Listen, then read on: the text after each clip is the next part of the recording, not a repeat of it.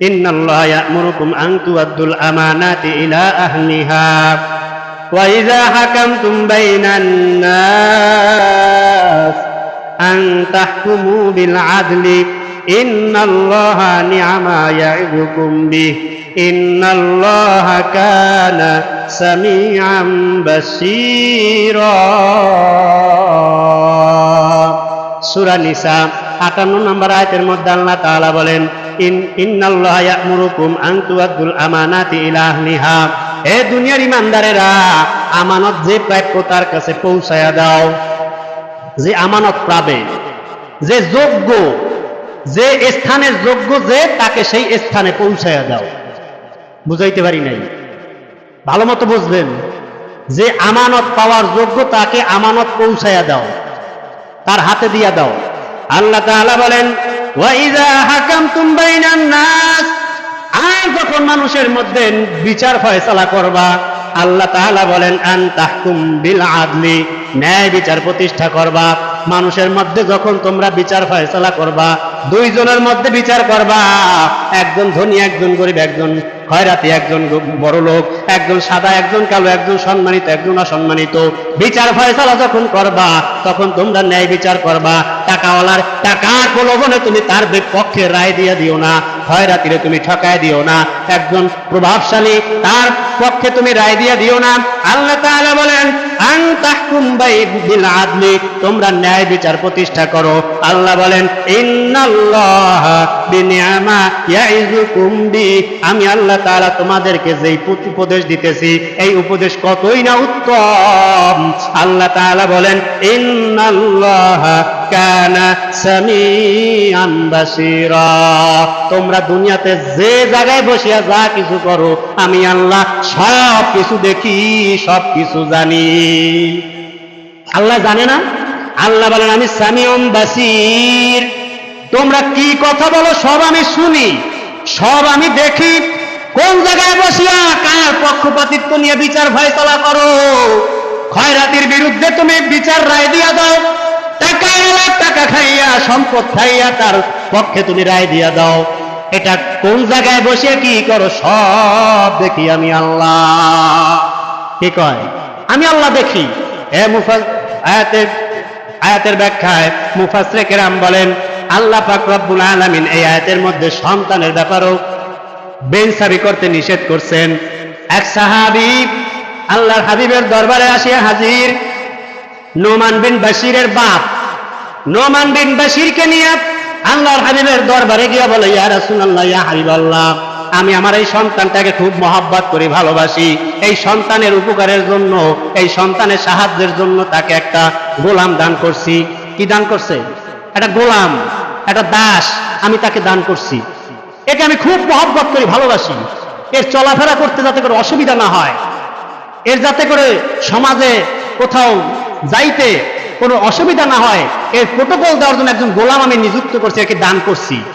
আল্লাহর হাবিব ডাক দিয়া বলেন, এই সাহাবী, তুমি কি তোমার অন্যান্য সন্তানদের বেলাও দিছো? সাহাবী ডাক দিয়া বলে, ইয়া রাসূলুল্লাহ, ইয়া হাবিবাল্লাহ, না, আমি অন্যান্য সন্তানদেরকে দেই নাই। আল্লাহর হাবিব ডাক দিয়া বলে, সাহাবী রে, তোমার এই সন্তানের গোলাম তুমি ফিরাইয়া নাও। কারণ এক সন্তানকে তুমি 3 কেন লিখতে দেবে, আরেক সন্তানকে তোমরা 3 করাও, এইটা হইতে পারে না। বুঝাইতে পারছি? সন্তানের বেলায় বেইনসাফি করতে পারবা না, পরে মাসের কবা কেমনে? আরেকজনের বেলায় কেমনে করবা?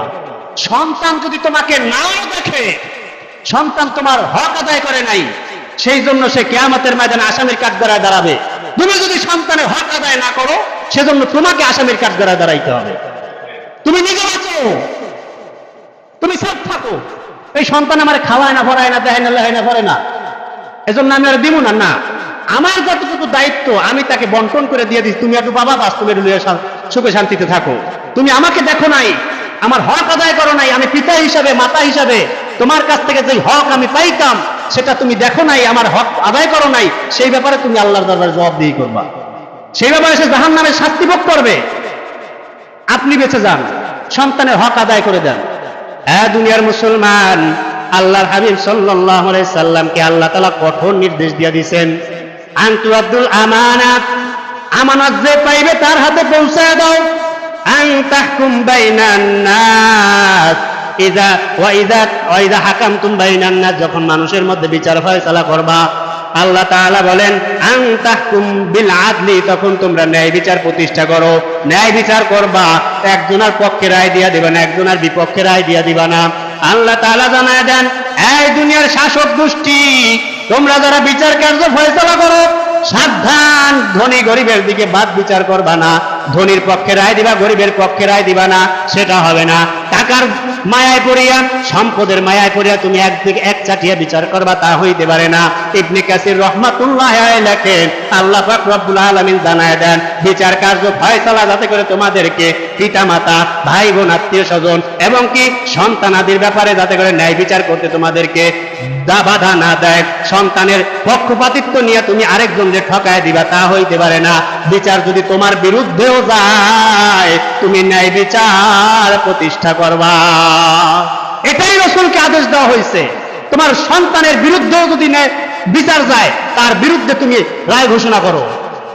যা আমরা ইতিহাস তালাশ করলে দেখতে পাই, খলিফাতুল মুসলিমিন হযরত ওমর, তার সন্তান একদিন শরাব পান করছেন, মদ পান করছেন। ইসলামের শরাব পান করলে 80 দোররা মারার হুকুম। খলিফাতুল মুসলিমিন হযরত ওমর সন্তানকে 40টা দোররা মারার পর সন্তান ইন্তেকাল করছেন। শরীয়তের হুকুম ছাড় দেন নাই। মৃত্যুবরণ করার পর, দাফন করার পর কবরের উপরে আরো 40টা আঘাত করছেন। বুঝাইতে পারছি? সে নিজে হাতে মারছে। আরেকজন বলে খলিফার নেতার বলা, আস্তে আস্তে মারিয়ে কোনো কাজে যা হয়ে গেছে না, ওরম না। যতটুকু আপনার প্রহার করার জন্য নির্দেশ দিচ্ছেন, সেই রকম খলিফাতুল মুসলিমিন নিজের হাতে নিজের সন্তানকে 80 দোররা মারছেন। 40 দোররা মারার পর মরে গেছে, কবরের উপরে আরো 40 দোররা। কি মনে করছেন শরিয়ত? শরিয়ত কি মনে করছেন? পায়খানা যদি মশলা মাছলি ছিটাই দিয়ে বাস খিচুড়ি হয়ে যাইবে? বুঝাইতে পারি নাই। পায়খানার খিচুড়ি তো একই কালারের। এই আমার কথা বোঝেন না? পায়খানার উপরে যদি মশলা মাছলি ছিটাই দেয়, এটা কি খিচুড়ি হয়ে যায়? না, ওটা পায়খানাই, ওরা পায়খানাই। বুঝাইতে পারি নাই। বুঝতে নেবেন, সব কথা মধ্যে কম যায়, অবুঝতে নেবেন। পায়খানা, দুধ মুত, দুধের জায়গায় মুত না, আর মুতের জায়গায় দুধ না। বোঝেন নাই? বুঝতেই গ্রাম্য মানুষ তো, এই জন্য সহজ ভাষায় বুঝাই। হ্যাঁ দুনিয়ার মুসলমান, আল্লাহর হাবিব সাল্লাল্লাহু আলাইহি সাল্লাম বলেন, বিচারক যতক্ষণ পর্যন্ত ন্যায় বিচার করবে, আল্লাহ তাআলা তার সাথে থাকবেন। যখন বিচারক কারো বিরুদ্ধে জুলুম করবে, তখন আল্লাহ তাআলা তাকে ছেড়ে দিবেন, তার সঙ্গে থাকবে না। তখনই আস্তে লোড়াড়ি লিয়ে দৌড়িয়ে লাগে। বুঝাইতে পারি নাই? যখনই আপনি জুলুম শুরু করে দেবেন, ন্যায় বিচার করবেন না, তখন আর আপনি টিকে থাকতে পারবেন না, লোড়াড়ি লিয়ে দৌড়িয়ে লাগবে। কারণ কয়দিন মানুষ আর সহ্য করবে? দেয়ালে পিঠ ঠেকে গেলে তখন এমনি সামনে লড়াম দেবে। হ্যাঁ দুনিয়ার মুসলমান, আল্লাহ পাক রব্বুল আলামিন জানায় দেন, ইয়া আইয়ুহাল্লাযীনা আমানু কুনু কাওয়ামিনা লিল্লাহি শুহাদা বিল কিসতি ওয়া লা ইয়াজরিমান্নাকুম শানাআন কওমিন আলা আল্লা তা'দিলু ই'দিলু হুয়া আকরাবু লিত্তাকওয়া ওয়াত্তাকুল্লাহ ইন্নাল্লাহা খাবীরুম বিমা তা'মালুন। সূরা মায়দা 8 নম্বর আয়াতের মধ্যে আল্লাহ তাআলা বলেন, ইয়া আইয়ুহাল্লাযীনা আমানু কুনু কাওয়ামিনা লিল্লাহি শুহাদা বিল কিসতি, হে ঈমানদারেরা, আল্লাহর উদ্দেশ্যে ন্যায় সাক্ষ্য দানে যাতে করে তোমাদেরকে বিরোধিতা কেউ না করে, তোমাকে যাতে করে বাধা না দেয়। আল্লাহর সন্তুষ্টির উদ্দেশ্যে, আল্লাহর উদ্দেশ্যে ন্যায় সাক্ষ্য দান তোমরা দাও। বিচলিত হবা না, প্রতিষ্ঠিত থাকবা, অটল থাকবা, সত্য সাক্ষী দিবা। এইভাবে তোমরা গোজামিল করবা না, সৎ সাক্ষী দিবা। যেইটা হক সেইটা বলবা, গোজামিল করবা না। নির্দেশ কার?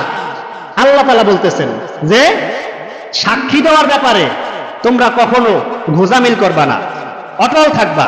আল্লাহ তাআলা বলেন, ওয়ালা ইয়াজরিমান্নাকুম শানাআনু কওমিন আলা আল্লা তা'দিলু, যেন কোনো সম্প্রদায়ের ভয় ভীতি তোমাদেরকে ন্যায় বিচার করতে বাধা না দেয়, কোন সম্প্রদায়ের ভয়, কোন সম্প্রদায়ের হুমকির জন্য, কোন সম্প্রদায়ের লোভে পড়িয়া, কোন